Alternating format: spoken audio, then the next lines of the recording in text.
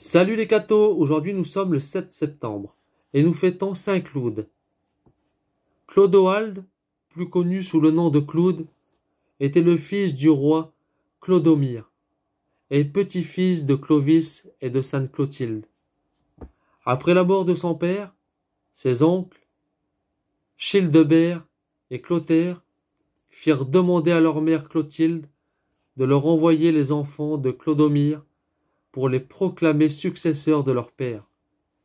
La sainte veuve revêtit Claude, qui n'avait que 2 ans, et ses 2 frères de leurs plus beaux habits, et les envoya avec confiance, ne se doutant pas que ses petits-enfants allaient être égorgés sans pitié par ses propres fils. Claude fut sauvé du massacre, et put échapper à toutes les recherches de ses oncles. Le jeune prince grandit en paix dans un monastère, et trouvant toute sa joie au service de Dieu, il préféra la tonsure à la couronne. Il choisit plus tard, pour y finir ses jours, le monastère d'Augune, dont les 900 religieux partagés en 9 chœurs se succédaient tour à tour devant l'autel et chantaient l'office sans interruption, le jour et la nuit. Dieu ne voulut pas laisser longtemps ce trésor enfui, car il accompagna les vertus du prince du don des miracles. Un jour qu'il se promenait aux environs de sa cellule, un mendiant à moitié nu se présenta à lui, implorant sa charité. Le prince, devenu moine, n'avait rien.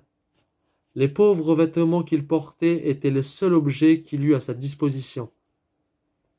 Il se voulut pas cependant rebuter un membre du Sauveur du Christ. Et se dépouillant de son manteau, il en revêtut le mendiant. Le soir, celui-ci reçut l'hospitalité dans une chaumière voisine. Et pendant qu'il dormait, ô prodige, le vêtement qu'il avait reçu rayonnait d'un éclat plus merveilleux que les brillants habits des princes. Claude fut ordonné prêtre malgré les protestations de son humilité, et fut le premier des princes de France qui gravit les degrés de l'autel. C'est à Paris qu'avait eu lieu l'ordination. Il obtient du roi Childebert, son oncle, une propriété voisine de la capitale pour y finir ses jours dans la solitude.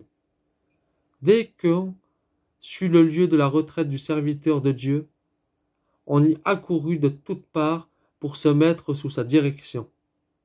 Quelques cellules furent d'abord bâties. Bientôt un monastère devint nécessaire.